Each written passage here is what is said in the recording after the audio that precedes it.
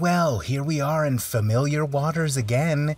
Me leaving a project for far too long because I didn't know what to do with it. Well, I got an idea, now it's time to get to work. And what I wanted to do was create scratches. So my first step was like, well, I gotta get this down, I gotta figure out how this is gonna fit in the space. So I was like, let me go at it with a pencil. You know what? It looked great. And I was like, I wish I could somehow keep this because it's fitting great, it's looking great, but it needs to catch a little more light. So I started to experiment. What if I add a little couple scratches? You know, what is that gonna do? It's just gonna take you down to plastic. It's not really gonna do anything unless you add something over top to kind of fill in those scratches. So I was like, let me grab a Sharpie and let me just do this. And then immediately come back in with the pencil and kind of scrape off bits of that Sharpie.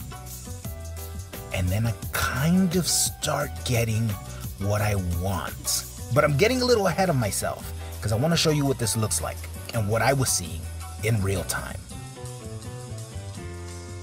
So hold up. I did kind of leave out that I watched Guns Akimbo. Have you seen it? It's not that great. There's a gun with the word kindness on it, and I just love that it's like kill him with kindness. Anyway, look at this last line there. You see that last line, middle of the screen, how it's starting to catch a little bit of light? You see it there? See how it's catching a little bit of light now? Well, at this point, what I'm looking at is I want some of those hairy, scritchy scratchies, right?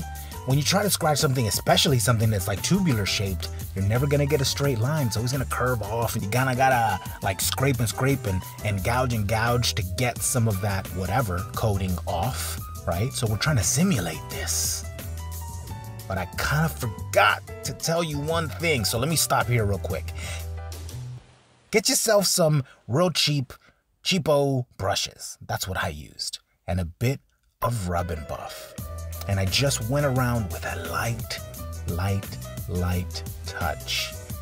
Very dry brush, very grazing each line to kind of make each of those lines hairy. And I think I did it. Something's happening, something's working. Don't you love when that happens? I love it. And what once was a pile of graphite, Sharpie, some scratches and rub and buff came out to be something that looks really convincingly like scratched metal. And I'm sharing that with you because you can have it. You might know it, but I figured it out. Anyway, this is my kindness blaster that's been sitting around.